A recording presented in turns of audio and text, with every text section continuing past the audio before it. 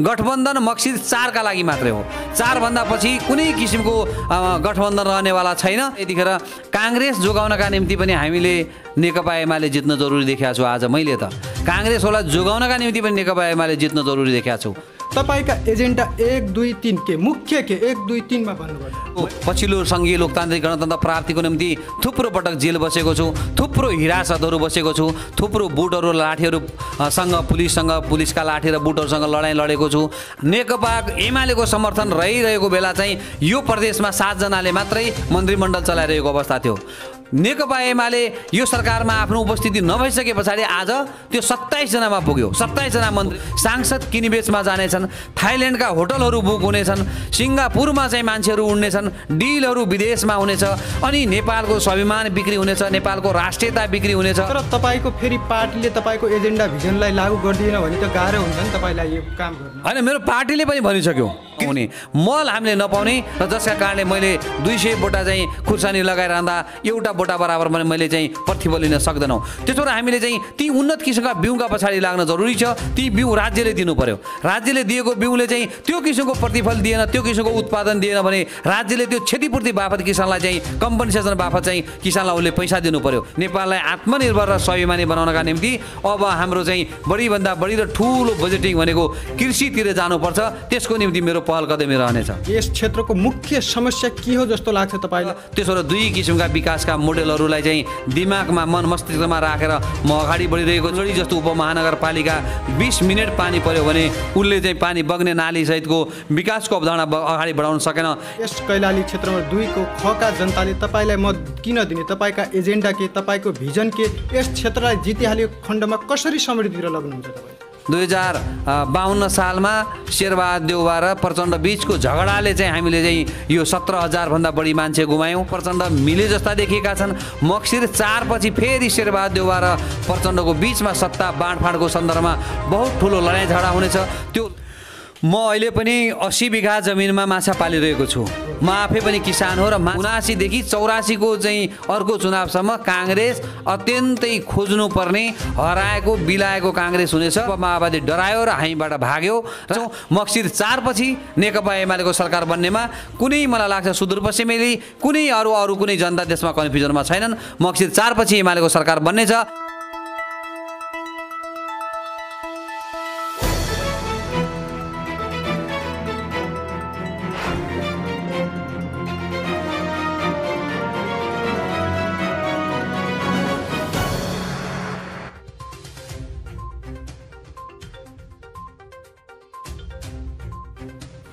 आदरणीय दर्शकबिन श्रोताहरू नमस्कार। मेरो नाम हो खेमराज जोशी। दर्शकबिन हामी विभिन्न विषयमा चर्चा परिचर्चा अनि बहस गर्ने गर्दछौँ। विशेषतः जनताले जान्न चाहेका बुझ्न चाहेका कुराहरूमा केन्द्रित रहेर कुराकानी गर्ने गर्दछौँ। अहिले पछिल्लो समयमा देशमा चुनावी माहौलको चर्चा परिचर्चा छ। अहिले नेताहरू घर दैलो अभियानमा छन्, घर दैलो अभियान गरिरहेका छन्। आफूतिर मत खसाल्नको लागि निरन्तर जनताको घर दैलोमा छन्। यसै क्रममा हामी विभिन्न दलका उम्मेदवारसँग विभिन्न क्षेत्रका उम्मेदवारहरूसँग कुराकानी गरिरहेका छौँ। आज यसै क्रममा कुराकानी गर्नको लागि कैलाली क्षेत्र नम्बर 2 को खबाट उम्मेदवार नेकपा एमालेका उम्मेदवार डेजी पाण्डे हाम्रो बीचमा हुनुहुन्छ। आज उहाँसँग केन्द्रित रहेर हामी कुराकानी गर्नेछौँ। उहाँका एजेन्डा के, उहाँको भिजन के, उहाँलाई जनताले किन मत दिने, यदि जितिहाल्यो खण्डमा यस कैलाली क्षेत्र नम्बर 2 को खलाई कसरी उहाँले समृद्धितिर लग्नुहुन्छ, यी यावत विषयमा हामी कुराकानी गर्नेछौँ। कार्यक्रमलाई अन्तिमसम्म हेर्नुहोला। जस्तो लाग्यो त्यस्तै प्रतिक्रिया दिनुहोला। आजका हाम्रो अतिथि डेजी पाण्डेजीलाई कार्यक्रममा स्वागत गर्नतर्फ लाग्छौँ। सर स्वागत छ। धन्यवाद, नमस्कार। पछिल्लो समयमा चुनावी माहौल कसो भइरहेको छ सर? कसो घर दैलो अभियानमा जाँदा कस्तो प्रतिक्रिया पाइराख्नु भएको छ? प्रतिक्रिया सामान्य नै छ। जनताको विकासप्रतिको अपेक्षा छ। विगत राजनीति अस्थिरताले गर्दा हामीले विकासको लय समात्न सकेका थिएनौँ। 2074 सालमा भएको चुनावले नेकपा एमालेको सर्देय अध्यक्ष केपी ओलीको नेतृत्वमा बनेको जुन सरकार थियो, त्यो सरकारले जनताका चाहिँ केही विकासका अपेक्षाहरूका चाहिँ सन्दर्भमा चाहिँ ती मूर्छित सपनाहरू चाहिँ जीवित भएका छन्, ती पुनर्जीवित भएका छन्। त्यसमा चाहिँ जनताहरूको धेरै ठुलो अपेक्षा थियो। त्यो सरकार लामो समयसम्म चल्न दिएन। अन्तिम समयसम्म हामी टिकाउन सकेनौँ। त्यसमा चाहिँ देशभित्रैकै र हाम्रै पार्टी तत्कालीन नेकपाभित्रकै रहेको माओवादी प्रचण्डको चाहिँ सत्ता लिप्साको कुरा र यो सरकारले जनताका पक्षमा गरेका जनपक्षीय कामका सन्दर्भमा आत्तिएको विदेशी प्रतिक्रियावादी शक्तिहरू यी सब एक ठाउँमा आए र त्यो जनताको सरकार, जनताको चाहिँ एक किसिमको विकास समृद्धिको लय समातेको सरकारको विघटन भयो, त्यसको पुनर्स्थापना भयो र त्यहाँ चाहिँ परमादेशबाट अदालतबाट सरकार अगाडि सार्यो। त्यो सरकार आइसके पछाडि जनतामा चाहिँ फेरि एक किसिमको निराशा छ। त्यसपछि गएर विकासका प्रक्रियाहरू अवरुद्ध भएका छन्। आर्थिक चाहिँ समृद्धिको हाम्रो एउटा पाटो सकिएको छ, रोकिएको छ। यसमा चाहिँ जनताहरू अहिले अलिकति निराश छन् र जनताले फेरि नेकपा एमालेको नेतृत्वमा यो देशको समृद्धि, यो देशको विकास र यो देशको परिवर्तन खोजिरहेका छन्। त्यसो भए अहिलेको पछिल्लो समयमा चुनावमा जनताहरूले नेकपा एमालेलाई खोजिरहेका छन्। बिल्कुल, नेकपा एमालेलाई जनताले खोजिरहेका छन्। यो कुरा मैले मात्र भनेको छैन, जनताले एमाले खोज्यो भन्ने कुरा नेपाली काङ्ग्रेसले भनिरहेको छ, नेकपा माओवादीले भनिरहेको छ, त्यो अर्को चाहिँ के अरे नेकपा समाजवादीले भनिरहेको छ, जनमोर्चाले भनिरहेको छ, त्यहाँभन्दा पर गएर मधेसवादी दलहरूले पनि नेकपा एमालेलाई जनताले खोज्यो, नेकपा एमालेलाई जनताले खोजिरहँदा हामी चाहिँ यो चाहिँ समाजबाट लुप्त हुने भयौँ, हराउने भयौँ, विलय हुने भयौँ, समाप्त हुने भएर चाहिँ ती सब एक ठाउँमा आएर नेकपा एमालेको विरुद्धको गठबन्धन, नेकपा एमाले हराउको गठबन्धन, अरू केही पनि होइन। लास्टमा चाहिँ आफू सबै हार्ने भएका कारणले सपनामा पनि हार देखे र उनीहरूले चाहिँ आफ्नो योजनामा पनि हार मात्र देखेका छन् र के भन्छन् भने नेकपा एमाले हराऊ। त्यस्तो गठबन्धन बनाउनका पछाडि सबैले, जनताले मात्र होइन कि काङ्ग्रेसले चाहिँ नेकपा एमालेको जनलहर, जनताभित्र रहेको नेकपा एमालेप्रतिको माया देखिया छ, जनताको माया एमालेसँगको देखिया छ, उसले सम्बन्ध देखिया छ, माओवादीले देख्यो। यी सबैले चाहिँ नेकपा एमालेलाई चाहिँ जुन किसिमको जनताको अपार माया छ यो देखेर आत्तिएर चाहिँ किसिमको गठबन्धन बनाएका छन्। त्यो गठबन्धन जम्मा मक्सिर 4 सम्म जानेछ। त्यसपछि जनताको मनमा, जनताको ढुकढुकीमा बसेको नेकपा एमाले यो देशको सत्तामा रहनेछ। त्यो चाहिँ प्रदेशका सत्ताहरू नेकपा एमालेको हातमा रहनेछन्, केन्द्रीय सत्ता नेकपा एमालेको हातमा रहनेछ। त्यसपछि गएर चाहिँ मक्सिरको दोस्रो हप्ताबाट नेपाल फेरि समृद्धिको अभियानमा आफ्नो लय पक्रेर अगाडि बढ्नेछ।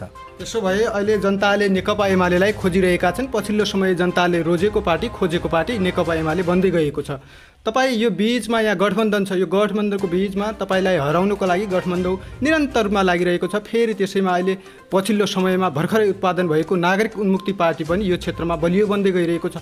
यी बिचमा तपाईँ अहिले नेकपा एमाले एक्लै छ, तपाईँ के उहाँहरूलाई हराएर पराजित हुन सक्नुहुन्छ? होइन, नेकपा एमाले एक्लो छैन। नेकपा एमालेसँग यति ठुलो चाहिँ जनताको माया छ, जनताको भरोसा छ, जनताको आशीर्वाद छ, जनताको चाहिँ मतदान गर्ने उत्कृष्ट अभिलाषा छ। त्यसो भएर नेकपा एमाले एक्लो छैन। मैले भनिसकेँ, नेकपा एमालेलाई जनताले गरेको माया देखेर डराएकाहरू ती एक ठाउँमा बसेका छन्, ती काँपिरहेका छन्। ती काँपेका खुट्टाले नेकपा एमालेसँग भिड्ने साहसै गर्न सक्दैन। त्यो किसिमको चाहिँ हराउने तिनीहरूसँग दम्बै छैन। त्यसो भएर यतिखेर काङ्ग्रेस जोगाउनका निम्ति पनि हामीले नेकपा एमाले जित्न जरुरी देखेका छौँ। आज मैले त काङ्ग्रेसलाई जोगाउनका निम्ति पनि नेकपा एमाले जित्न जरुरी देखेका छौँ। हामीले नेकपा माओवादीलाई निल्न खोजेका थियौँ।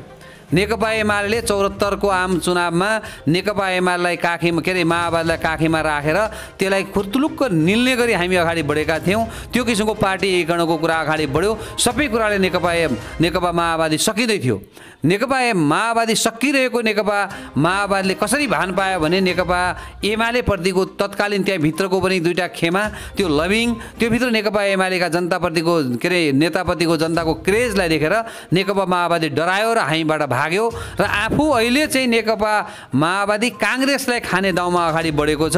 यो चुनावले काङ्ग्रेस जोगिने हो भने पनि नेकपा एमाले जित्नु जरुरी छ। यो चुनावमा समृद्धिको अभियान अगाडि थाल्ने हो भने पनि नेकपा एमाले जित्नु जरुरी छ। यो चुनावमा परिवर्तनको चाहिँ अपेक्षालाई जीवित राख्ने हो भने पनि नेकपा एमाले जित्नु जरुरी छ। नेकपा एमाले बलियो हुनु जरुरी छ। त्यसो भएर चाहिँ बाँकी पनि काङ्ग्रेसका लागि पनि होइन भने माओवादीले काङ्ग्रेसलाई सक्नेछ। यो बिचमा 79 देखि 84 को चाहिँ अर्को चुनावसम्म काङ्ग्रेस अत्यन्तै खोज्नुपर्ने, हराएको बिलाएको काङ्ग्रेस हुनेछ। त्यसो भएर काङ्ग्रेस जोगाइरहनु पनि हामीलाई चाहिँ प्रजातान्त्रिक अभ्यासको एउटा दरिलो शक्तिलाई चाहिँ सँगसँगै राखिरहन पनि यतिखेरको आम चुनावले हामी नेकपा एमालेलाई त्यो जिम्मेवारी दिनेछ। त्यसको निम्ति पनि नेकपा एमाले जित्न जरुरी छ। ठुलो पार्टी हुन जरुरी छ, पहिलो पार्टी हुन जरुरी छ। सम्पूर्ण सातै प्रदेश र सङ्घको सरकारमा नेकपा एमाले हुन जरुरी छ। त्यो काङ्ग्रेस जीवित रहनका निम्ति पनि त्यो जरुरी छ। माओवादी सँगसँगै गयो भने हामीले देख्यौँ 2052 सालमा शेरबहादुर देउवा र प्रचण्ड बीचको झगडाले चाहिँ हामीले चाहिँ यो 17,000 भन्दा बढी मान्छे गुमायौँ। थुप्रो मान्छे आज पनि बेपत्ता छन्। बेपत्ता तथा छानबिन आयोग गठन भएको छ, त्यसले केही रिपोर्ट दिन सकेको छैन। कति मान्छे हराए, कति मान्छे आज पनि हराइरहेका छन् थाहा छैन। त्यस्तो एउटा चाहिँ हामीले चाहिँ यो गृहयुद्ध भन्ने कि त्यसलाई जनयुद्ध भन्ने कि जनक्रान्ति भन्ने कि एउटा हामीले देख्यौँ हाम्रो अगाडि। त्यसको मूल कारण भनेको शेरबहादुर देउवा र चाहिँ प्रचण्ड थिए। आज फेरि शेरबहादुर देउवा र प्रचण्ड मिले जस्ता देखिएका छन्। मक्सिर 4 पछि फेरि शेरबहादुर देउवा र प्रचण्डको बीचमा सत्ता बाँडफाँडको सन्दर्भमा बहुत ठुलो लडाइँ झगडा हुनेछ। त्यो लडाइँ झगडा हामी चोक चौतारामा देख्नेछौँ, त्यो लडाइँ झगडा हामी चिया पसलहरूमा देख्नेछौँ, त्यो लडाइँ झगडा हामी सामाजिक सञ्जालमा देख्नेछौँ, त्यो लडाइँ झगडा हामी पत्र पत्रिकामा मिडियाहरूमा देख्नेछौँ। र जनतामा यति धेरै वितृष्णा यो राजनीतिप्रति आउनेछ, जनता यति धेरै यो राजनीतिबाट चाहिँ अलग थलग हुनेछ र यी प्रचण्ड र शेरबहादुर देउवाको लडाइँलाई जनता समाप्त गर्ने एउटा बाटोमा जानेछ। त्यो बाटो भनेको फेरि कसै अर्को शक्तिले त्यसलाई समात्नेछ र त्यो शक्ति विद्रोहमा परिणत हुनेछ र त्यो विद्रोहले फेरि 17,000बाट 27,000 70,000 अथवा त्योभन्दा पनि ठुलो सङ्ख्यामा हामीले चाहिँ हाम्रा दाजुभाइ दिदीबहिनीहरू गुमाउनु पर्ने किसिमको एउटा म चाहिँ त्यो सिनारियो देख्दैछु। यो मक्सिर 4 को चाहिँ चुनावमा नेकपा एमालेलाई हामीले जिताउन सकेनौँ र यो गठबन्धन जस्तो चाहिँ एउटा झगडियाहरूलाई चाहिँ हामीले चाहिँ सत्ता सुम्पने किसिमको जनमत कतै अभिव्यक्त भयो भने नेपालका निम्ति दुर्भाग्य हुनेछ, हाम्रो समाजको निम्ति दुर्भाग्य हुनेछ।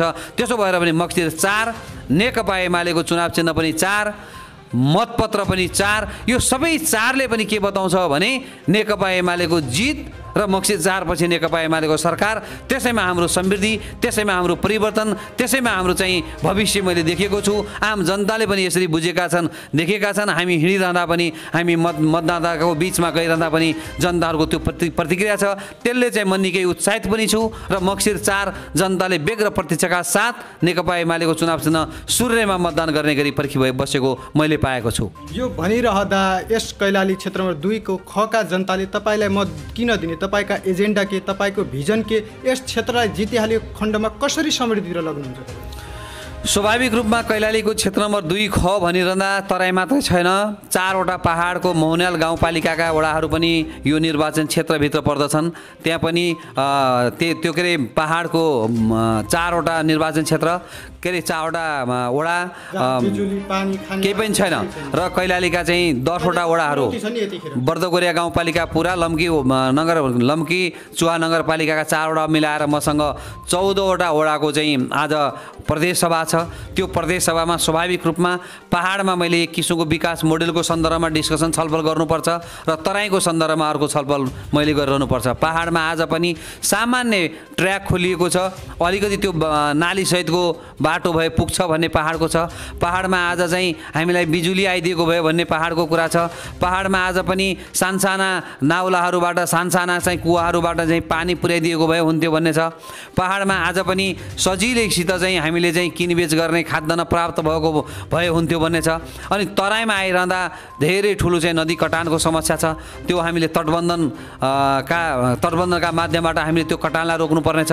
तराईमा आज ठुल्ठुला अस्पतालहरूको माग भएको छ। तराईमा आज चाहिँ राम्रा स्कुलहरू मागिरहेको अवस्था छ।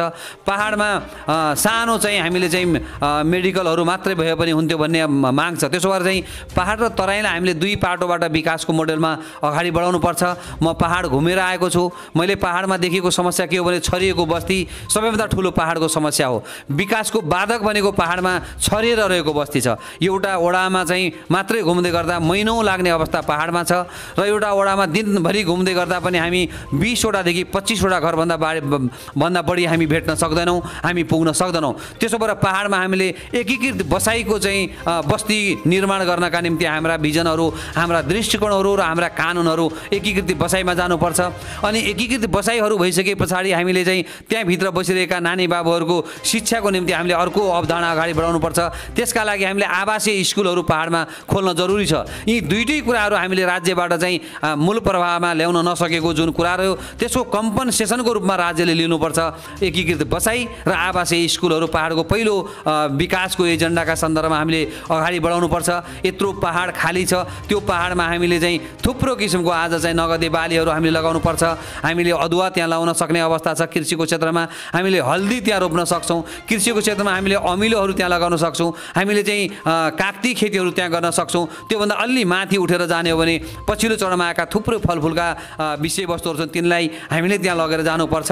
र चाहिँ त्यहाँ सबैभन्दा ठुलो अर्को चाहिँ सम्भावना भनेको दसैँमा हामी बोका खसीहरू चाहिँ इन्डियाबाट ल्याइरहेका हुन्छौँ। च्याङ्राहरू हामी आज पनि तिब्बतबाट ल्याइरहेका हुन्छौँ। यो चाहिँ हामीले चाहिँ पशुपालनको क्षेत्रमा चाहिँ बाख्राहरू त्यहाँ चाहिँ बाख्रा फर्महरू ठुल्ठुला सञ्चालन गर्ने हो भने पहाडमा हामी चाहिँ एक किसिमको कायापलट गर्न सक्छौँ। आज पहाडबाट सबै तराईमा झरेको जो बस्ती छ त्यसलाई हामी फेरि फर्काएर हिजोकै पहाड हराभरा पहाड पनि बनाउन सक्छौँ। र तराईमा आइरहँदा चाहिँ हामीले भनेका छौँ आज पनि तराईको चाहिँ कृषियोग्य जमिनलाई हामीले आज प्लटिङ गरिरहेका छौँ। यसको टुक्रा टुक्रा र ध्वजा बनाइरहेका छौँ। यसमा हामीले आवासीय क्षेत्र र कृषि क्षेत्र गरी हामीले चाहिँ हाम्रो भूमिहरू व्यवस्थापन गर्नुपर्ने जरुरी छ। र सहरीकरण गरिरहँदा तराईको विकास सँगसँगै हामीले चाहिँ व्यवस्थित नाली बनाएका छैनौँ। हामीसँग रहेका सानसाना सहरीकरण जहाँ भएको छ त्यहाँ पनि आधा घन्टा पानी पऱ्यो भने त्यो सबै बस्ती डुबान भइरहेको स्थिति छ। धनगढी जस्तो उपमहानगरपालिका 20 मिनट पानी पऱ्यो भने उसले चाहिँ पानी बग्ने नालीसहितको विकासको अवधारणा अगाडि बढाउन सकेन। यसले चाहिँ हाम्रा विकासका अवधारणाहरू हामीले गरेका विकासहरू धेरै दिनको दिगो र टिक्ने भएनन्, हामीलाई काम लाग्ने भएन। त्यसो भएर हामीले विकास गरिरहँदा चाहिँ दीर्घकालीन योजनाबद्ध विकास गर्न जरुरी छ। तराईमा ठुल्ठुला अस्पतालहरूको आवश्यक छ, चौडा बाटोहरूको आवश्यक छ, पुलेसाहरू विभिन्न ठाउँमा आवश्यकताहरू छन्। यी सबैलाई हामीले मध्यनजर गरेर अगाडि बढ्न जरुरी देखिएको छ। त्यसो भएर दुई किसिमका विकासका मोडेलहरूलाई चाहिँ दिमागमा मन मस्तिष्कमा राखेर म अगाडि बढिरहेको छु। सबैभन्दा बढी आज बेरोजगार छौँ हामी। बेरोजगारीका सन्दर्भमा चाहिँ धेरै ठुलो क्वेसनमा कहाँ आउँछ। मैले भनेको छु म रोजगारीका सन्दर्भमा कहीँ कतै पनि केही पनि बोल्दैन। हरेक बेरोजगारहरूलाई हामीले स्वरोजगार हुने उद्यमहरू इलमहरू हामीले दिन जरुरी छ। आज हाम्रा शिक्षालयहरू कस्ता भएका छन् भने सर्टिफिकेट उत्पादन गर्ने कारखाना बनेका छन्। त्यसो भएर अब त्यहाँ सर्टिफिकेट उत्पादन हुन सर्टिफिकेट सँगसँगै हामीसँग सिपमूलक चाहिँ शिक्षा हामीलाई आवश्यक छ। हाम्रो चाहिँ हामीले प्राप्त गरेको सिपले चाहिँ खेतमा चाहिँ हलो जोत्न सिकाओस्, त्यो खेतको बारी टिप्न सिकाओस्, त्यो बजार लगेर बेच्न सिकाओस् र त्यहीबाट हामीले चाहिँ आय आर्जन गर्ने किसिमको हामीले चाहिँ आज शिक्षाको व्यवस्थापन गर्न जरुरी छ। त्यसको निम्ति पढ्दै कमाउँदैको अवधारणा हामीले ल्याउन जरुरी छ। अब जम्माजम्मी पढ्दै पनि कमाउँदै पनि यो अवधारणा हामीले ल्याएनौँ र स्कुल भनेका जम्माजम्मी सर्टिफिकेट बाँड्ने चाहिँ जम्मा उद्योगहरू भयो भने त्यसले हाम्रो देशको चाहिँ अहिलेको आवश्यकता पुरा गर्न सक्दैन। अल्छी नागरिकहरू त्यसले बनाइरहेको छ।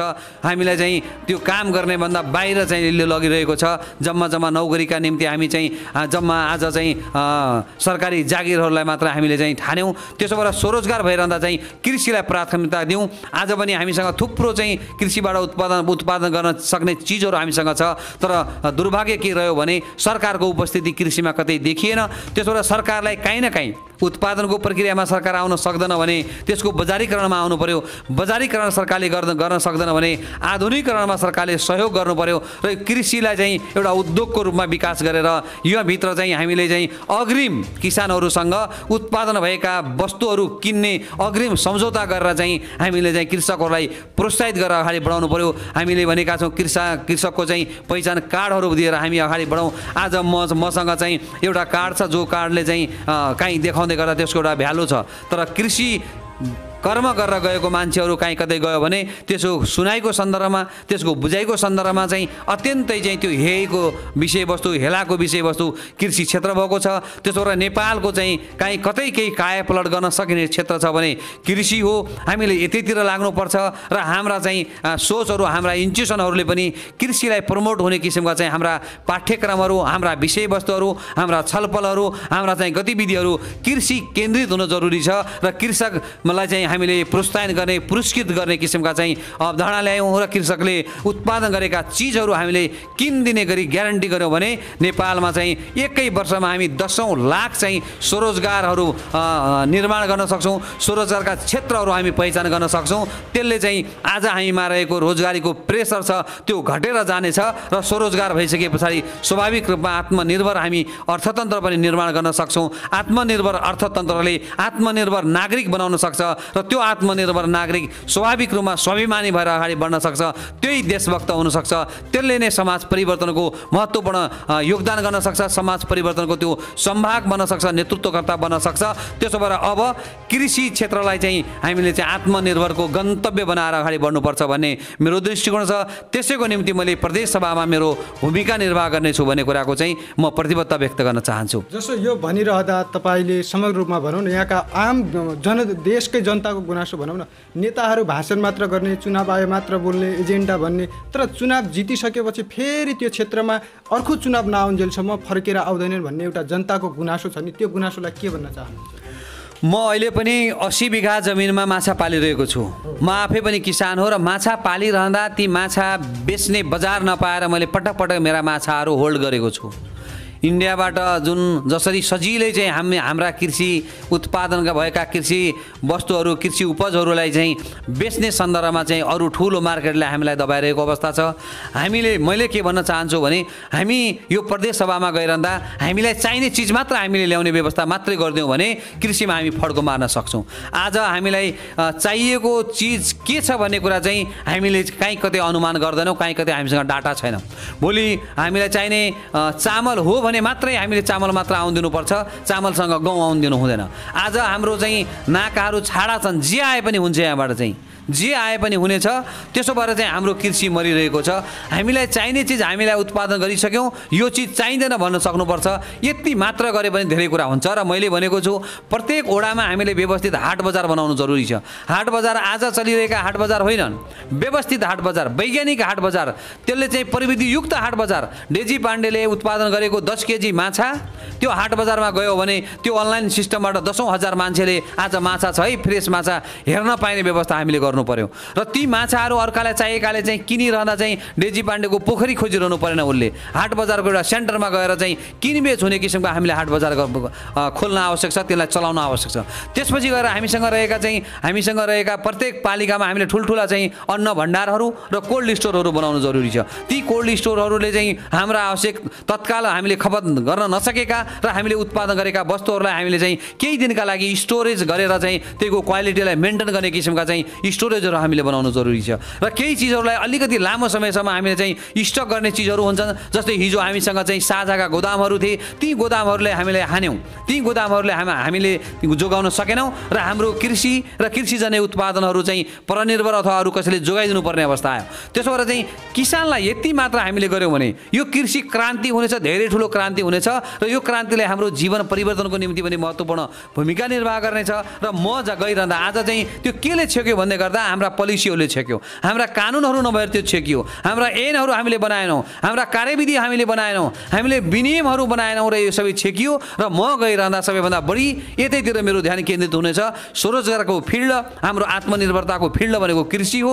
कृषिका निम्ति साना यी पूर्वाधारहरू, व्यवस्थित हाट बजारहरू, व्यवस्थित कोल्ड स्टोरहरू, व्यवस्थित गोदामहरू यदि हामीले बनाउन सक्यौँ भने कृषिमा हामी कायापलट गर्न सक्छौँ। मैले भने 10 लाख स्वरोजगारहरू हामी एकै वर्षमा हामी दिन सक्छौँ। त्यसपछि गएर चाहिँ बिस्तारै हामी हिजो अस्ति हाम्रा पुर्खाहरूले, हिजो अस्ति हाम्रो देशले चाहिँ विदेशमा निर्यात गरे जस्तै हामी खाद्य बालीहरू निर्यात गर्ने, खाद्यान्न निर्यात गर्ने देशमा बिस्तारै बिस्तारै जान सक्छौँ। यसका लागि अहिले चाहिँ हाम्रो पार्टी नेकपा एमालेको केन्द्रीय घोषणापत्रले पनि भनेको छ, खेतीबारीमा पानी, खाडीमा होइन स्वदेशमा जवानी भनेको छ। त्यसो भएर यतै हाम्रा जवानीहरू, हाम्रो जवानी भनेको चाहिँ त्यो सिम्बोलिक रूपमा हाम्रो ताकतलाई भनेको हो, हाम्रो चाहिँ काम गर्न सक्ने क्षमतालाई भनेको हो। यो सबै काम गर्ने क्षमता चाहिँ हाम्रै भूमिमा हामीले बगाउनु जरुरी छ। अब आज हामी अहिले पनि नेपालबाट विदेशमा चाहिँ कृषिसँग सम्बन्धित काम गर्न गइरहेका छौँ। मलाई लाग्छ भर्खरै अहिले बेलायतले चाहिँ नेपालबाट चाहिँ मौसमी तरकारीहरू टिप्न, मौसमी खेती गर्नका निम्ति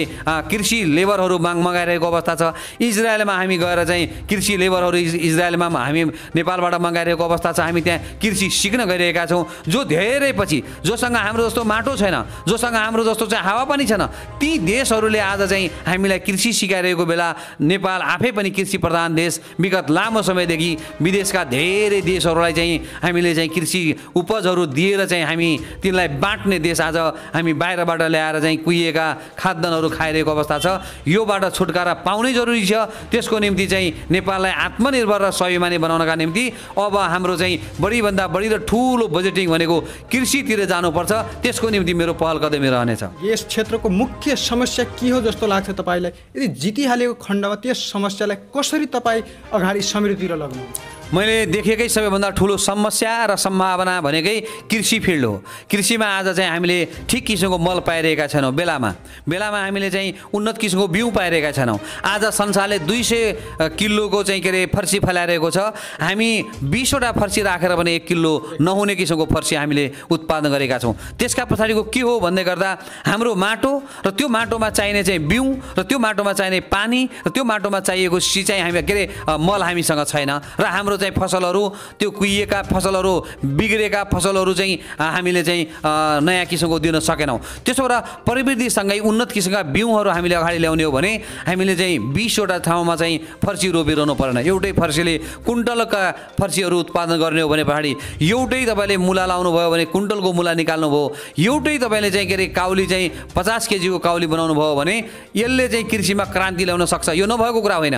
दुनियाँका धेरै आज पनि हामी कतिपय ठाउँमा चाहिँ कृषि प्रदर्शनी राखेका हुन्छौँ। त्यो एउटै बोटमा चाहिँ खुर्सानीको बोटमा चाहिँ 20 किलो चाहिँ खुर्सानी फलेको हामी त्यहाँ देख्छौँ। तर त्यो आम किसानले किन त्यो प्राप्त गरेनौँ भने त्यसको बिउ महत्त्वपूर्ण र महँगो रहेछ र त्यसमा चाहिँ हामीले दिनुपर्ने पर्याप्त किसिमको पानी हामीसँग नहुने, मल हामीले नपाउने र जसका कारणले मैले 200 बोटा चाहिँ खुर्सानी लगाइरहँदा एउटा बोटा बराबर मैले चाहिँ प्रतिफल लिन सक्दैनौँ। त्यसो भएर हामीले चाहिँ ती उन्नत किसिमका बिउका पछाडि लाग्न जरुरी छ। ती बिउ राज्यले दिनु पर्यो। राज्यले दिएको बिउले चाहिँ त्यो किसिमको प्रतिफल दिएन, त्यो किसिमको उत्पादन दिएन भने राज्यले त्यो क्षतिपूर्ति बापत किसानलाई चाहिँ कम्पनसेसन बापत चाहिँ किसानलाई उसले पैसा दिनु पर्यो। उसले चाहिँ त्यो के अरे उसले उत्पादन लस गरेको चिजको चाहिँ उसले भरपाई गर्नु पर्यो। यो नियम हामीले बनायौँ, यस्ता कानुनहरू हामीले बनायौँ भने स्वाभाविक रूपमा आज चाहिँ हामी त्यो किसिमको कृषिमा क्रान्ति गर्न सक्छौँ। कृषकलाई त आज के भन्यो भने तिमी आफै लगानी खोज, तिमी आफै जमिन खोज, तिमी आफै उत्पादन गर्नु, मल बिउ जहाँबाट ल्याउनु आफै ल्याउनु र त्यो बेच्नु बजारमा। बेचिसके पछाडि तिमीले पैसा कमायो भने त्यो इन्कम ट्याक्सका रूपमा मलाई चाहिँ ट्याक्स दिनु भनेर राज्य जसरी बेप्रवाह र बेखबर बन्यो, यसले हाम्रो कृषि डुबेको छ। त्यसो भएर आज पनि अन्तिम पनि के हो भने हाम्रो गन्तव्य कृषि हो। साझा गन्तव्य नेपालीको कृषि हुनसक्छ र कृषि हाम्रो नसामा छ, हाम्रो रगतमा छ। हामीले फसल टिप्नका निम्ति कुनै ल्याबले चाहिँ अब यो काट्ने बेला भयो है, यसलाई सयाल्ने बेला भयो अथवा भित्राउनु पर्ने बेला भयो हामीलाई भनिरहनु पर्दैन। स्वाभाविक रूपमा हामी खुल्ला आँखा हेरेर चाहिँ यो सबै चिज देख्न सक्छौँ कि यो परिपक्व भयो भनेर। यो बिउ रोप्ने बेला चाहिँ हामीलाई कहीँ कसैले चाहिँ सिकाइरहनु पर्दैन। हामी बिउ छर्दै गर्दा चाहिँ कति जोत्नुपर्छ, कति गहिरो जोत्नुपर्छ भन्ने कुरा हाम्रो त्यो चाहिँ जेनेटिक मेमोरीका रूपमा हामीले ग्रहण गरेका छौँ। हामी त्यो सजिलै चाहिँ हामी प्रयोग गर्न सक्छौँ हाम्रो खेतीमा। त्यसो भएर यस्ता चिजहरू, यस्ता गुणहरू जो आज पनि हामीले थुप्रो किसिमको चाहिँ कृषि के अरे एग्रिकल्चर युनिभर्सिटीहरूमा चाहिँ कृषि विश्वविद्यालयहरूमा पढ्नु पर्दैन, सर्टिफिकेट लिनु पर्दैन। स्वाभाविक रूपमा हामी त्यसका साना विज्ञ छौँ, काम चलाउ विज्ञ छौँ र यसमा थोरै मात्रै पनि अलिकति हामीलाई चाहिँ काहीँ कतै ट्रेनिङ दियो ट्रेनरहरूले भने नेपालीहरू चाहिँ सबै कृषिलाई धान्ने गरी जुरुक्क उठ्न सक्छन्। मैले भने सबैसँग सानोतिनो चाहिँ हामीसँग खेतीबारी पनि छ। आज हामी मसरुम बजारमा गइरहँदा चाहिँ मसरुम सुप खान्छौँ। त्यो मसरुम सुप थाइल्यान्डबाट प्याकिङ भएर आउँदो रहेछ, त्यो मसरुम चाइनाबाट प्याकिङ भएर आउँदो रहेछ। त्यो केमिकलभित्र प्याकिङ भएको मसरुम आज चाहिँ नेपालको दूरदराजमा पुगेको छ। तर त्यही मसरुम हामीले सजिलै उत्पादन गर्छौँ। हाम्रो चाहिँ घरमा हाम्रो छरछिमेकमा उत्पादन हुने मसरुम छ। हामी हाम्रो चाहिँ त्यो चाहिँ छतमा उत्पादन गर्न सक्छौँ। तर त्यो उत्पादन गर्न त सक्छौँ, सकिसके पछाडि त्यो बजारीकरण भएन। त्यो बजारीकरण नभइसके पछाडि त्यो उत्पादन गरेको चिज कि आफै खानु पऱ्यो कि कसैलाई दिनु पऱ्यो कि हामीले चाहिँ त्यसलाई चाहिँ काहीँ डम्पिङ साइडमा फाल्नुपर्छ। तर योबाट माथि उठ्नु पर्यो। मैले मेरो छतमा उत्पादन गरेको चाहिँ के अरे मसरुम त्यो तयार भयो भने राज्यले किन्नु पर्यो। राज्यले किनेन भने त्यो बापतको मलाई चाहिँ क्षतिपूर्ति दिनु हो भने म तत्काल त्यसलाई चाहिँ अगाडि बढाउनका निम्ति लाग्छौँ। अब हामीले चाहिँ कृषि उत्पादित भइसकेका कृषिको सन्दर्भमा व्यवस्थापन गर्ने कुरामा राज्य खटेन भने त्यो बराबरको किसानलाई कम्पनसेसन दिने स्टाइलको त्यो क्षतिपूर्ति दिने स्टाइलको चाहिँ हामीले कानुन बनायो भने स्वाभाविक रूपमा भोलि सबैभन्दा ठुलो कृषि क्षेत्र आकर्षणको क्षेत्र बन्छ र त्यहाँ चाहिँ सबैभन्दा बढी नेपालीले चाहिँ स्वरोजगारी हुने क्षेत्र त्यही हो। त्यहाँबाट चाहिँ हामी सानसाना उद्योगहरू कृषिसँग सम्बन्धित उद्योगहरू बनाउन सक्छौँ। उद्योगहरू कल कारखानाहरू पनि केही हुनु भने कृषिसँग सम्बन्धित नै नेपालका लागि सबैभन्दा उपयुक्त हुनसक्छ। नेपालीहरूका लागि त्यही नै एउटा अन्तिम गन्तव्य हुनसक्छ र त्यो गन्तव्य भइसके पछाडि त्यसपछि हामीले कृषिलाई पर्यटनसँग जोड्नुपर्छ र कृषि पर्यटनलाई चाहिँ अगाडि बढाउनुपर्छ। यो भइरहँदा चाहिँ हामी सजिलैसित चाहिँ नेपालमा दशौँ हजार रोजगारीहरू, दशौँ लाख रोजगारीहरू सृजना गर्न सक्छौँ। यसले चाहिँ नेपालको चाहिँ जीवनस्तर, नेपालको सामाजिक स्तर र नेपालको आर्थिक स्तर उठ्छ। यतातिर चाहिँ लाग्छु। सबैभन्दा बढी मेरो ध्यान भनेको कृषिको चाहिँ व्यावसायीकरण, बजारीकरण र आधुनिकरणमा नै हुन्छ। कृषिमा क्रान्ति गर्न जरुरी छ। कृषिमा यति गऱ्यौँ भने कृषिमा क्रान्ति हुन्छ। अलग्गै केही गर्नु पर्दैन। आगो बाल्नु पर्ने, झन्डा उठाउनु पर्ने, टायर बाल्नु पर्ने, राको बाल्नु पर्ने केही पनि छैन। कृषिमा सरकारलाई काहीँ न काहीँ उम्भ्याउनु पर्छ। एउटा पाटमा सरकारलाई उम्भ्याउन सक्यौँ भने कृषि क्रान्ति हुन्छ र त्यो क्रान्तिको हामी सबैले प्रतिफल प्राप्त गर्छौँ। जसो भनौँ न, तपाईँका एजेन्डा, तपाईँका भिजनतर्फ गए, तर तपाईँको फेरि पार्टीले तपाईँको एजेन्डा भिजनलाई लागू गरिदिएन भने त गाह्रो हुन्छ नि तपाईँलाई यो काम गर्नु। होइन, मेरो पार्टीले पनि भनिसक्यो कृषि क्रान्ति अन्तिम गन्तव्य भन्ने कुरा मेरो पार्टी कन्भिन्स छ। म जस्ता थुप्रो यो पार्टीका सिपाहीहरू, म आज पार्टीको जिल्ला कमिटी कैलालीको सचिव छु। म जस्ता थुप्रो साथीहरू आज आन्दोलनमा उमेका छन्, यो चुनावी मैदानमा उमेका छन्, जितेर प्रदेश सभामा आउनेछन्, जितेर सङ्घीय सदनमा जानेछन् र हाम्रा अबका दिनहरू भनेको कमसे यो के अरे कृषि क्रान्तिका निम्ति आधारभूमि तयार गर्ने, कृषि क्रान्तिका निम्ति चाहिँ नियम कानुनहरू बनाउने र राज्यको यो चाहिँ एउटा महत्त्वपूर्ण दायित्वको रूपमा राज्यलाई चाहिँ यसलाई अङ्गीकार गर्ने, यसलाई स्वीकार गर्ने, यसलाई बोक्ने ठाउँमा हामी पुर्याउँछौँ। यसका निम्ति चारैतिरबाट नेकपा एमालेका चाहिँ उम्मेदवारहरू उठेका छन्। नेकपा एमालेको केन्द्रीय घोषणापत्र शुद्धले पनि अब कृषिबाट उत्पादन भएका फसललाई किन्नका निम्ति प्री एग्रिमेन्ट चाहिँ सरकारसँग गर्ने घोषणा गरिसकेको छ। त्यसो भएर कृषि हाम्रो मुख्य र प्रमुख चाहिँ आजको चाहिँ एजेन्डा हो। गठबन्धनका दलहरूले त अब नेकपा एमाले भन्ने पार्टीलाई खोज्नुपर्छ, अब हराएर जान्छ, समाजबाट विलाप भएर जान्छ भन्ने गरेका छन् नि, के भन्न चाहनुहुन्छ? चुनावमा स्वाभाविक रूपमा उहाँहरूले चाहिँ नेकपा एमालेलाई खोज्ने कुरा यो चुनावी मैदानमा पनि देखिसक्नु भएको छ। खोज्ने कुरा नै नेकपा एमालेलाई त्यत्रो हुन्थ्यो भने 5-5वटा गठबन्धन भएर आज सरकार नबन्ने गरी यो देशको सङ्घीय सदनमा 138 जना मान्नेहरू भएन भने सरकार बन्दैन। यो काङ्ग्रेसको 4 कक्षा पढेको सबैले बुझेको छ। काङ्ग्रेसमा मतदान गर्ने सबैले बुझेका छन्। अनि 138 जना चाहिनेमा काङ्ग्रेसले जम्मा 80 नजिक उम्मेदवार उठाउँछ। ती उम्मेदवार 80 का आधा पनि जित्दैनन्। अनि काङ्ग्रेसले बाँकी कहाँबाट ल्याएर सरकार बनाउँछ र शेरबहादुर देउवा अथवा अरू कसैको नेतृत्वमा काङ्ग्रेसको सरकार बन्छ। यो जम्मा जम्मी जनता झुक्क्याउने कुरा मात्रै। अनि माओवादी अर्को एलायन्सभित्रको महत्त्वपूर्ण तेस्रो पटक सरकार भनेर भनिराखेका छन्। उनले जम्मा 40 जना नजिक उम्मेदवार उठाएका छन्। मलाई लाग्छ 10 देखि 12 जना चुनाव जित्न मुस्किल छ। अनि बाँकी 138 जनामा चाहिने मान्छे कहाँबाट आउँछ? समाजवादीको त अब कुरै नगरौँ उनीहरूको। अनि यसरी आएको यो गठबन्धनले सरकार बनाउनका निम्ति अब सांसदहरू किनबेच गर्नेछ, मन्त्रालयहरू तोडफोड गर्नेछ। अनि यसले चाहिँ हामीलाई आउने अहिले मैले बताएको समृद्धिको बाटो, विकासको बाटो, परिवर्तनको बाटोमा हामीले गर्ने लगानीहरू सांसद किनबेचमा जानेछन्। थाइल्यान्डका होटलहरू बुक हुनेछन्, सिङ्गापुरमा चाहिँ मान्छेहरू उड्नेछन्, डिलहरू विदेशमा हुनेछ। अनि नेपालको स्वाभिमान बिक्री हुनेछ, नेपालको राष्ट्रियता बिक्री हुनेछ। र यसले के गर्ने हो भने नेपाललाई फेरि प्रचण्ड र चाहिँ के अरे यो शेरबहादुर देउवाको अघिल्लोचोटिको लडाइँ झगडाले एउटा गम्भीर र गहिरो र अँध्यारो सुरुङ मार्गमा हाले जस्तै फेरि अस्ति राजनीतिको बिजारोपणका निम्ति मक्सिर 4 मा उहाँहरूले लिइरहनु भएको छ। गठबन्धनले मक्सिर 4 लाई अस्थिरताको बिजारोपणको रूपमा लिइरहेको छ। म प्रदेश सभामा आएँ। मेरो प्रदेश सभामा 32वटा प्रत्यक्ष निर्वाचित के अरे सिटहरू छ, क्षेत्रहरू छ र 21वटा हामी समानुपातिक के अरे हाम्रो सङ्ख्या छ। यसरी 53 जनाको चाहिँ प्रदेश सभा छ। यसमा 27 जना भएन भने हामीले चाहिँ सरकार बनाउन सक्दैनौँ। काङ्ग्रेस जम्मा 18 जनामा चुनाव लडेको छ। अघिल्लोचोटि काङ्ग्रेसको चाहिँ सबै समानुपातिक जोड्दै गर्दा पनि काङ्ग्रेस 23 कहाँ पुग्दैन। काङ्ग्रेसले 18 मा चाहिँ मलाई लाग्छ मुस्किलले 9वटा सिटमा चुनाव जित्ने अवस्था हुनसक्छ।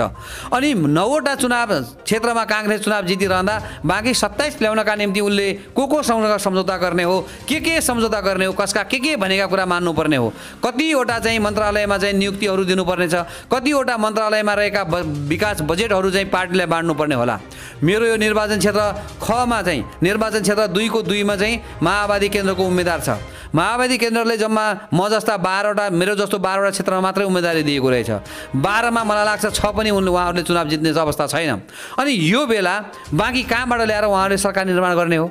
अनि सरकार निर्माण गरिरहँदा अहिलेको मुख्यमन्त्री बहालवाला मुख्यमन्त्रीले यो भर्खरै 79 को बजेट, त्यो बजेटै किताबमा आएका बजेट के अरे परियोजना बारेमा मलाई थाहा भएन, मैले हेर्न पाएन भनेको त सबै मिडियामा आज पनि जिउँदैछ।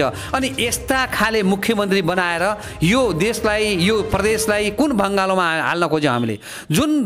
जुन प्रदेश सरकारको मुख्यमन्त्रीले आफ्नो चाहिँ अर्थमन्त्रीले पेश गरेको बजेटसम्म थाहा पाउँदैन, त्यो कोलेसन गभर्नमेन्टका कारणले, त्यो मिलिजुली सरकारका कारणले। उसले ज्यादा बोल्यो भने तँलाई चाहिँ के अरे मुख्यमन्त्रीबाट हटाइदिन्छु भनेको छ, तै चुप मै चुपमा चुप बसेका यस्ता किसिमका सरकारहरू हामी फेरि निर्माणमा हामीले आफ्नो मत दियौँ भने त्यसले चाहिँ अर्को अन्धकार बाटोमा हामीले पुर्याउनेछ। नेकपा एमालेको समर्थन रहिरहेको बेला चाहिँ यो प्रदेशमा 7 जनाले मात्रै मन्त्रीमण्डल चलाइरहेको अवस्था थियो। नेकपा एमाले यो सरकारमा आफ्नो उपस्थिति नभइसके पछाडि आज त्यो 27 जनामा पुग्यो। 27 जना मन्त्री बनायौँ। हरेक मन्त्रीले 4 महिना 5 महिना पनि खाएका छैनन्। अनि तिनले चाहिँ मन्त्रालयमा गएको अर्को दिनदेखि कमिसन आउने चाहिँ परियोजना मात्रै हेरे, कमिसन आउने ठाउँमा मात्रै पैसा हाले र आज यो प्रदेश सरकार बदनाम छ, प्रदेश सरकार खारेजीको कुरा उठेको छ। त्यसको मुख्य कारण भनेको प्रदेश सरकारमा रहेका मान्छेहरू, प्रदेश सरकारका चाहिँ नजिकका मान्छेहरूले चाहिँ विकास बजेटमा मागेको पर्सेन्टेजको कुरा छ। आज कति बेला यो प्रदेशलाई 30% को के अरे प्रदेश सरकार पर्सेन्टेजको प्रदेश सरकार भन्दो रहेछ। त्यसो भए यो कमिसन खोरको चाहिँ अर्को भङ्गालोमा छिर्ने कि नेकपा एमाले जस्तो पार्टीलाई चाहिँ यो सत्ता सुम्पिने, यो प्रदेश सुम्पिने भन्ने महत्त्वपूर्ण अवसर मक्सिर 4 हो। मलाई लाग्छ मक्सिर 4 मा यी मतदाता सुदूरपश्चिमका मतदाताले नेकपा एमालेको सरकार बन्ने गरी अभिमत व्यक्त गर्नेछन् र त्यो अभिमतको नेकपा एमाले 5 वर्ष सम्मानपूर्वक शिर झुकाएर चाहिँ त्यसको चाहिँ अभिनन्दन गर्नेछ, त्यसको चाहिँ के अरे मनन गर्नेछ र जनताको चाहिँ विकासको अपेक्षाहरूलाई चाहिँ शिरमा राखेर नेकपा एमाले अगाडि बढ्नेछ। नेपाली जनताको अपेक्षा, परिवर्तनको अपेक्षालाई चाहिँ मनमा राखेर हामी अगाडि बढ्नेछौँ। मक्सिर 4 पछि नेकपा एमालेको सरकार बन्नेमा कुनै मलाई लाग्छ सुदूरपश्चिमेली कुनै अरू कुनै जनता देशमा कन्फ्युजनमा छैनन्। मक्सिर 4 पछि एमालेको सरकार बन्नेछ। गठबन्धन मक्सिर 4 का लागि मात्रै हो। 4 भन्दा पछि कुनै किसिमको गठबन्धन रहनेवाला छैन। 4 सम्म चाहिँ सकिन्छ कि केही भनेर कमजोरहरू एक ठाउँमा उभिएका छन्। जनताले ती कमजोरहरूलाई सत्ता सुम्पने छैनन्। संसारमा कहीँ कतै पनि कमजोरको पछाडि जनता हिँड्दैन, जनता बलियोको पछाडि हिँड्छ। बलियो शासक जनता खोज्छ, बलियो शासक जनताले चाहेको छ। त्यो सम्भावना भनेको नेकपा एमालेसँग मात्रै छ।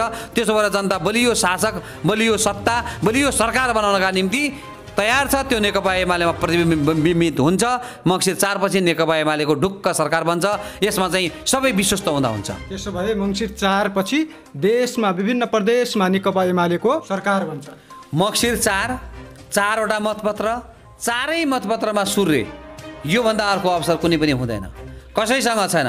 मेरो यो निर्वाचन क्षेत्रमा मैले त्यो मतपत्र हेरेँ, त्यो मतपत्रमा रुखै रहेनछ, रुखै रहेनछ। अनि पलतिर गएर चाहिँ निर्वाचनको मेरो 1 नम्बरमा गएँ म, त्यहाँ त्यो हँसिया हतौडाइ रहेनछ। अनि म सुखरतिर गएँ, त्यहाँ न हँसिया हतौडा न रुख, त्यहाँ एउटा कलम रहेछ, नचल्ने कलम रहेछ। अनि यस्तो बिरङको चाहिँ यो सरकार गठबन्धन भन्दा रहेछन्। लम्कीमा गयो भने गठबन्धन भनेको त रुख हो भन्दो रहेछ।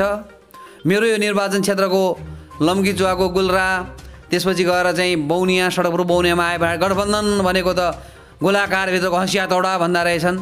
सुखडमा पुग्यो भने त्यो मान्छेले गठबन्धन हो है गठबन्धन, त्यो भनेको कलम भन्दो रहेछ। यसरी जनतालाई ठग्दै हिँडेका गठबन्धनहरू जनताले राम्रोसित बुझेका छन्। मक्सिर 4 चारै छाप सूर्यमा जनताहरूले गर्नेछन्। त्यसले नेकपा एमालेको सरकार बन्नेछ, त्यसले समृद्धिको सरकार बन्नेछ, परिवर्तनको सरकार बन्नेछ, जनताको सरकार बन्नेछ। त्यसमा चाहिँ जनता हामीले जतिसुकै लाटो छ भने पनि, जनताले जतिसुकै बुझेको छैन भने पनि जनताले यति राम्रोसित बुझेको रहेछ। घर घरमा जाँदा जनताले चाहिँ त्यो किसिमको आशिष दिइरहँदा उहाँहरूले चाहिँ आफ्नो अभिमत व्यक्त गरेका छन्। जनता हामीभन्दा धेरै अगाडि छ। हामी त पार्टीभित्र मात्र गएका छौँ। जनताले चाहिँ पार्टीभन्दा बाहिर गएर चाहिँ आम समाजमा सबभन्दा बढी घुलमिल जनता भएको छ। एकअर्काका पिरमर्काहरू, एकअर्काका भावनाहरू पार्टीभन्दा जनताले बुझेका छन्। झन् त गठबन्धन त एकअर्कालाई मिलाउनमा र तान्नमै व्यस्त छ। त्यो तानिरहनेछ। 4 गते पछाडि चाहिँ फलाना पार्टीले भोट हालेन, फलाना पार्टीले भोट हालेन भन्दै काटा मारको अवस्था सुरु हुनेछ। आजकै दिन फलानाले प्रचार गरेन, यसले चाहिँ के अरे असहयोग गरे भनेर पार्टीबाट निकाला सुरु भइसकेको छ। थुप्रो मान्छेहरूलाई चाहिँ आज 20औं वर्ष पार्टीमा काम गरेकाहरूलाई चाहिँ अर्को पार्टीको प्रचार गरिनेस् भनेर निकालेको दुर्दशाहरू हामीले सामाजिक सञ्जाल र चाहिँ पत्र पत्रिकामा आजै देखिसकेका छौँ। काङ्ग्रेसहरूलाई माओवादीलाई भोट हाल्दैन यो भनेर निकालिएको छ। माओवादीलाई रुखमा यो भोट हालिरहेको छैन भनेर आज पार्टीबाट निष्कासित भइरहेको छ। यस्तो चाहिँ यो विडम्बना चाहिँ आजै खेल देख्यौँ। मक्सिर 4 पछि त त्यो आज कागजमा निकालेको छ। मलाई यस्तो दुर्भाग्य हामीले भोग्न नपरोस्। मक्सिर 4 पछि एक पार्टीले अर्को पार्टीलाई चाहिँ समाजबाटै निकाल्ने किसिमको अभियान नचलोस् भन्ने चाहिँ म शुभकामना दिन चाहन्छु। म त्यो किसिमको अपेक्षा गर्न चाहन्छु। यो स्वतन्त्रता अभिव्यक्ति गर्ने कुरा हामीले चाहिँ गोप्य मतदानलाई पनि यति धेरै यो चाहिँ के अरे गठबन्धनका कारणले छरेलेर राख्यौँ, त्यसलाई छरपष्ट पार्यौँ। त्यसो भएर यो दुर्दशा त आजै सुरु भइसक्यो। गठबन्धन बन्दैदेखि दुर्दशा भइसक्यो।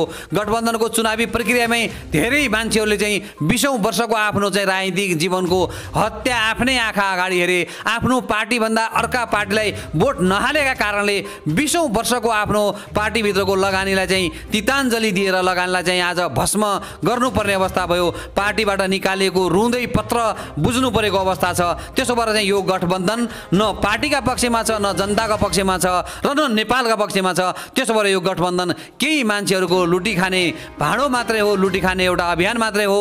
जनताले यसलाई ठुलो सबक सिकाएर मक्सिर 4 पछि यिनलाई चाहिँ दुलु पसाउनुपर्छ भन्ने मेरो आफ्नो चाहिँ विश्वास छ, मेरो आफ्नो विचार छ। यही विचार चाहिँ आम नेपाली जनताको पनि होला र छ भन्ने कुरामा मैले विश्वास लिएको छु। त्यसो भए यस कैलाली क्षेत्रमा 2 को ख का जनताले प्रदेशमा अहिले डेजी पाण्डेलाई खोजिरहेका छन् र विजय गराउनेछन्। यसमा कुनै पनि शङ्का छैन, दुविधा छैन, यो क्लियर छ। त्यसो भए तपाईँ मङ्सिर 4 पछि प्रदेशमा सांसदको रूपमा अथवा माननीयको रूपमा जनताको निम्ति काम गर्नुहुनेछ? बिल्कुल। म आजसम्म पनि जनताको निम्ति लामो राजनीतिक विद्यार्थी कालदेखि म आजसम्म त्यही अभियानमा छु। राष्ट्रियताको अभियानमा सबैभन्दा बढी लडियो, जनजीविकाको के अरे अभियानमा सबैभन्दा बढी लडियो। यो देशमा चाहिँ राष्ट्रियतालाई जबरजस्त बलियो बनाउनेमा भूमिका रह्यो। यो पछिल्लो सङ्घीय लोकतान्त्रिक गणतन्त्र प्राप्तिको निम्ति थुप्रो पटक जेल बसेको छु, थुप्रो हिरासतहरू बसेको छु, थुप्रो बुटहरू लाठीहरूसँग पुलिसका लाठी र बुटहरूसँग लडाइँ लडेको छु। आज पनि यो परिवर्तनको मुद्दामा म निरन्तर लडेको छु। यो प्रदेश सभामा गइरहँदा सबैभन्दा बढी जनता नै मेरो चाहिँ शिरमा रहनेछ। जनताका चाहिँ विकासका योजनाहरू नै मेरो मन मस्तिष्कमा रहनेछ र यही समाजबाट म उठेको, यही समाजबाट चाहिँ म हुर्केको र यो समाज परिवर्तनको हुटहुटीले मेरा थुप्रै सम्भावनाहरू छोडेर आज म यो सामाजिक अभियानमा हिँडेको हुँदा स्वाभाविक रूपमा कतै अलमल नभइकन जनताको चाहिँ सामाजिक, आर्थिक र चाहिँ विकासका मुद्दालाई मैले सबैभन्दा बढी बोक्नेछौँ। यही मेरो गन्तव्य हुनेछ, यही मेरो लक्ष्य हुनेछ र यही मेरो पार्टीको मलाई निर्देशन रहनेछ। हामी लगभग कार्यक्रमको अन्तिमतर्फ आइपुगेका छौँ। तपाईँका एजेन्डा 1, 2, 3 के मुख्य के 1, 2, 3 मा भन्नुभयो? मैले मुख्य रूपमा चाहिँ आज पनि कृषिभित्रको चाहिँ आधुनिकीकरण, यसको व्यावसायीकरण र यसको औद्योगिकरण नै हो। यसको चाहिँ कृषिमा, शिक्षामा आज हामी अहिले रहेको 2 किसिमको विभेदपूर्ण शिक्षा छ, यसलाई एक ठाउँमा ल्याउने गरी हाम्रा योजनाहरू रहनुपर्छ। स्वास्थ्यमा हामीले चाहिँ स्वास्थ्य बिमा अगाडि सारेका छौँ, यसलाई अझ प्रभावकारी बनाएर हामीले स्वास्थ्य सस्तो बनाउनका निम्ति हाम्रा इन्स्टिट्युसनहरू, स्वास्थ्य उत्पादन गर्ने इन्स्टिट्युसनहरू र हामीले त्यसलाई अलिकति सस्तो बनाउनु जरुरी छ। त्यसै गरी आज खानेपानीको समस्या छ, तटबन्धनका समस्याहरू छन्, नदी कटानका समस्याहरू छन्, व्यवस्थित बाटोघाटोको समस्या छ। यी समस्याहरू मुद्दाहरू लगेर चाहिँ यी समाधानका निम्ति हामीले चाहिँ अगाडि बढ्नुपर्छ र कृषि क्षेत्रलाई हामीले सबैभन्दा बढी फोकस गरेर सबैभन्दा बढी ध्यान दिएर सबैभन्दा बढी त्यसलाई चाहिँ अघिल्लो पङ्क्तिमा राखेर अगाडि बढ्नुपर्छ। यी नै मैले चाहिँ सबैभन्दा बढी उठाउने मेरा विषयवस्तु, मेरा एजेन्डा, मेरा विकासका लक्ष्यहरू, मेरा उद्देश्यहरू हुन्। जस्तो अन्तिममा मैले तपाईँलाई सोध्न छुटेका क्वेसनहरू, यो क्वेसन छोडिदिएको भए म जनताको माझमा यो प्रश्न लिएर जान्थेँ भन्ने तपाईँको मनमा के लागेको छ? हामीसँग यो थारू बाहुल्य क्षेत्र हो, थारूहरूको बसोबास छ। आज थारूहरू एक किसिमको चाहिँ नारामा चाहिँ बहकिन्छन् कि भन्ने डर पनि छ र धेरैले त्यो किसिमको आशंका पनि गरेका छन्। तर म धेरै थारू साथीहरूसँग हिँडेको छु, धेरै ठुलो अन्तर्क्रिया गरेको छु। उहाँहरूलाई चाहिँ परिवर्तन भनेको जातले गर्दैन भन्ने छ, परिवर्तन भनेको कुनै पार्टीले गर्दैन भन्ने छ। परिवर्तनका निम्ति एउटा चाहिँ बलियो पार्टी र एउटा चाहिँ जबरजस्त त्यो किसिमको इच्छा शक्ति भएको, त्यो विगत र वर्तमान भएको चाहिँ एउटा चाहिँ स्थापित पार्टीले त्यो गर्न सक्छ। यो बिचमा आएको पार्टी के अरे यो के किसिमको बाढी बैयाले चाहिँ केही पनि गर्न सक्दैन। त्यसो भएर सुदृढ पार्टी, बलियो पार्टी र एक किसिमको भिजनरी पार्टीबाट चाहिँ समाज परिवर्तन छ भन्ने उहाँहरूको कुरा छ। र मैले चाहिँ यो थारू समुदायलाई अब हामीले चाहिँ उहाँहरूको जुन एउटा ठुलो हस्पिटालिटी उहाँहरूसँग भित्रैबाट उहाँहरूको जिनमा छ, त्यसलाई चाहिँ हामीले मोहरमा बदल्नका निम्ति हामीले होमस्टेहरू व्यवस्थित रूपमा सञ्चालन गर्नुपर्छ, जहाँ चाहिँ हामीले थारू कल्चरहरू, थारू सांस्कृतिक कार्यक्रमहरू राखेर हामीले चाहिँ त्यहाँबाट मोहर र डलरहरू हामी आर्जन गर्न सक्छौँ। आज थुप्रो मान्छेहरू थारूसँग भएको टिपिकल खाना, चटनीहरू खानका निम्ति एकदम लालायत छन्। यो हामीले सजिलै पस्किनुपर्छ र थारूहरूको चाहिँ पाहुनालाई स्वागत गर्ने जुन चाहिँ उहाँहरूको परम्परा छ, नसामा उहाँहरूको चाहिँ त्यो किसिमको एक किसिमको चाहिँ थारूको संस्कृति छ, त्यसलाई चाहिँ आम मान्छेमा हामीले त्यसलाई पुर्याउन जरुरी छ। त्यसका निम्ति हामीले थारू क्षेत्रभित्र विशेष किसिमको योजना बनाएर पनि हामीले अगाडि बढ्न जरुरी छ।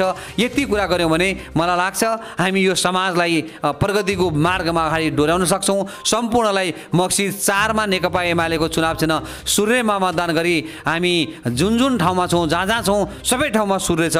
सबै ठाउँका सूर्यका मतदाता के अरे उम्मेदवारहरूलाई मतदान गर्नका निम्ति सम्पूर्ण मतदाताहरूमा विनम्रतापूर्वक अनुरोध गर्दै मक्सिर 4 परिवर्तनको दिन बनोस्, मक्सिर 4 समृद्धिको शिलान्यासको दिन बनोस्, मक्सिर 4 चाहिँ समग्र थाई राजनीतिको कोसेढुङ्गा बनोस्। यही किसिमको चाहिँ हार्दिक अपिल गर्दै चारै भोट आफ्नो चाहिँ सूर्यमा मतदान गर्न, 4वटा मतपत्रमा 4वटा सूर्यमा मतदान गरिदिनु हुन सबैलाई विनम्रतापूर्वक अनुरोध गर्न चाहन्छु। हस्, धन्यवाद समय र संवादको लागि। धन्यवाद। मेरा कुराहरू चाहिँ आम जनताको बिचमा राख्नका निम्ति अवसर दिनुभयो, यसका निम्ति धेरै धेरै धन्यवाद छ।